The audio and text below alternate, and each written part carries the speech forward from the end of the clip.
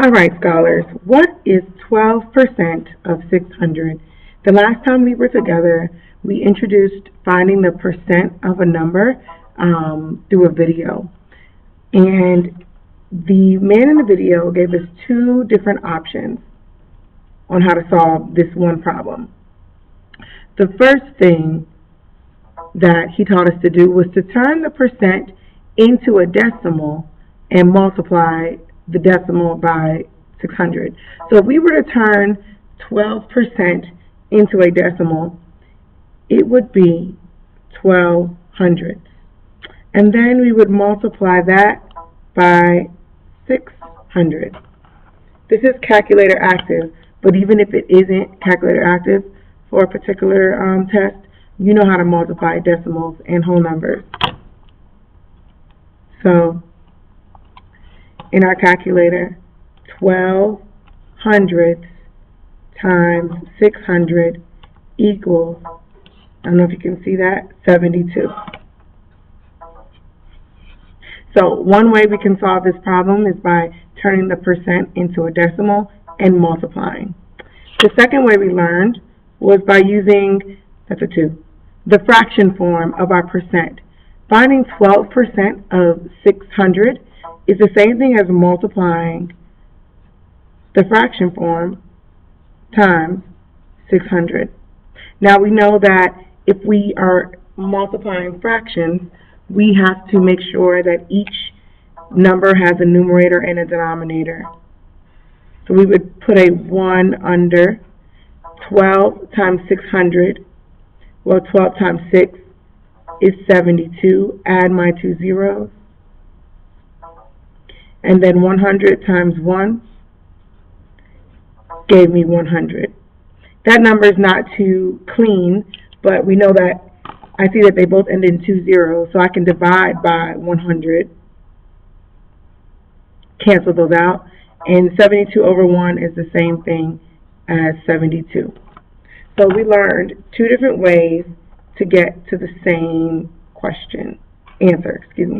But the issue with this is that turning it into a decimal or using the fraction form, it's very limiting because there are three types of percent problems that you're going to have to solve. So today we're going to talk about the one way that guarantees you to always get to the correct answer. So take out the sheet that looks like this, percents and proportions and percents. This is going to go on page 49. We're not going to glue it in right now, but we will eventually. All right, let's take a look. Here are the steps. Step 1, set up a proportion. Fill in the puzzle pieces. Step 2, cross multiply. Step 3, divide by the lonely number. All right, so here is the puzzle that I was referring to. When we set up proportions, we're always going to have involving percents. The denominator of one of our ratios is always going to be 100, and that's because percents always have a denominator of 100. So our puzzle pieces, we have an is, we have an of, a percent, and 100. So let's look at the first question. It says, what is 150% of 20? Make sure you are writing as I write. What is 150% of 20? Excuse me, my phone's ringing.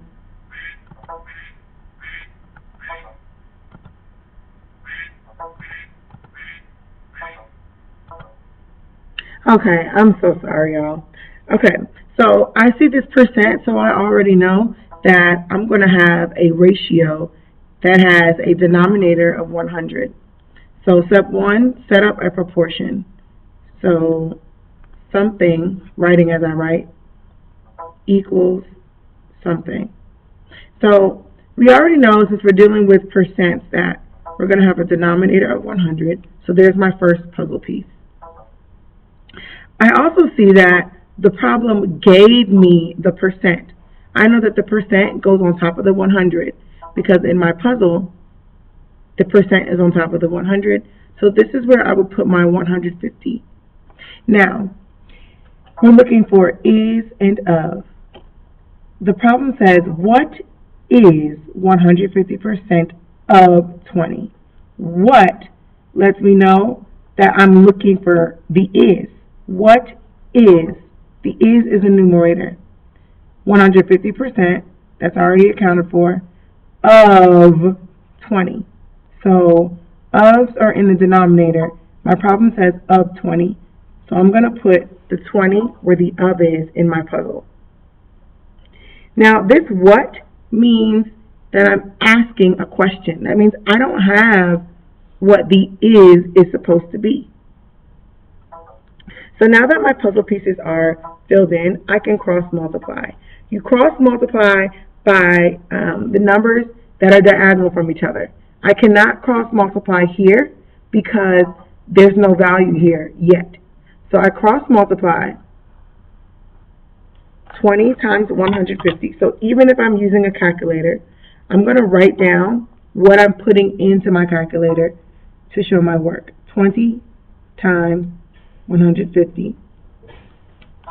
And if you look at your calculator, 20 times 150 is 3,000 equals 3,000. Step 3, divide by the lonely number. Now in this case, 100 is the lonely number because it doesn't have a partner diagonally across from it. So I'm going to divide 3,000 by 100. 3,000 divided by 100, well, I can use my trick of canceling out my zeros.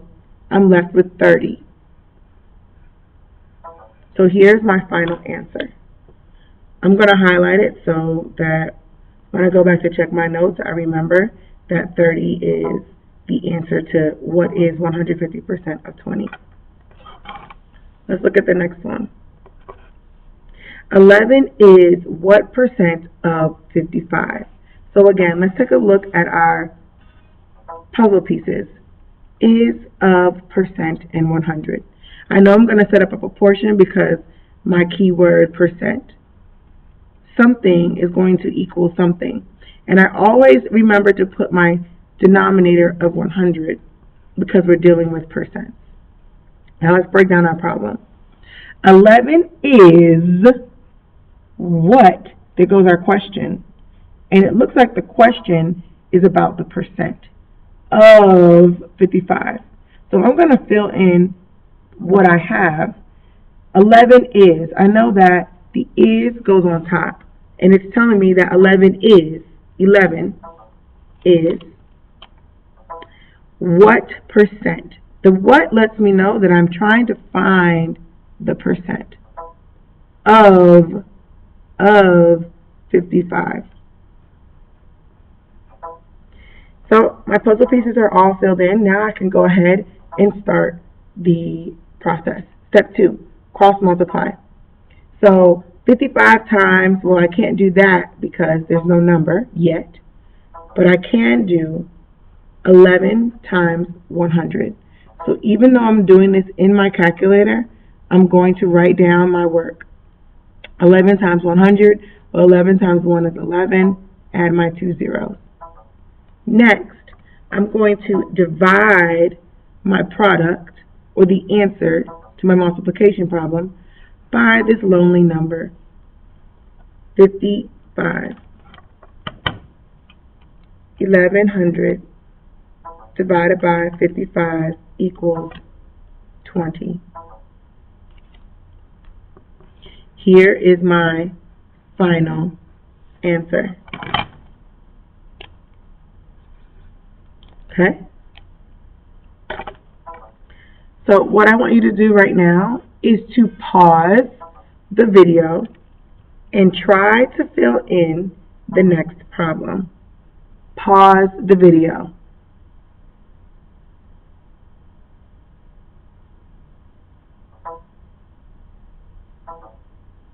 Alright, so you should have paused the video. I'm going to go ahead and fill in my proportion. What is 60% of 150? Well, I see this percent symbol, so I'm going to set up a proportion. What is 60%? Well, percent lets me know that my denominator, one of them is always going to be 100. So here's my 100. Next, 60%, it's giving me the percent. And percents always go on top of the 100. Percent, 100. And in this case, we have 60%. There's my what. What is? So there's the question. What is? So that means I don't know what the is part of my puzzle is. So I'm going to use a question mark. So hopefully our problem gives us the of. It does. Of 150. Now to solve, we cross multiply and divide. So 150 times 60. 150 times 60 in my calculator gave me 9,000. And now we do 9,000 divided by 100. Cancel my zeros. That leaves us with 90. Alright, so I want you to pause the video and attempt this problem. 49 is 35% of what number? Pause. Alright, so 49 is 35% of what number? The percent in the problem lets me know that I need to set up a proportion. So something is going to be equal to something else. And the percent lets me know that one of my denominators is always going to be 100. Now I need to see, I'm looking for is, of, and a percent. Alright, so in this problem, 49 is, the is goes in the numerator, 35%. I know that the 35 always goes on top of the 100. What number? Of what number? So there's of and the what. That lets me know that I don't know this value. So what I'm going to do now is cross multiply 49 times 100. 49 times 100. And in your calculators, go ahead and put it in, or you can do 49 times 1 and add your 2 zeros. Next, we're going to divide by the lonely number. So 4,900 or 4,900 divided by 35.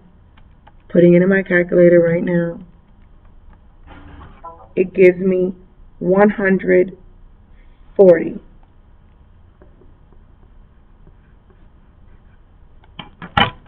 Okay? So I'm not going to do the next two problems with you. I will give you the answers when we return. But go ahead and finish the next two problems, and then we're going to work on the next page. That's going to go on page 50.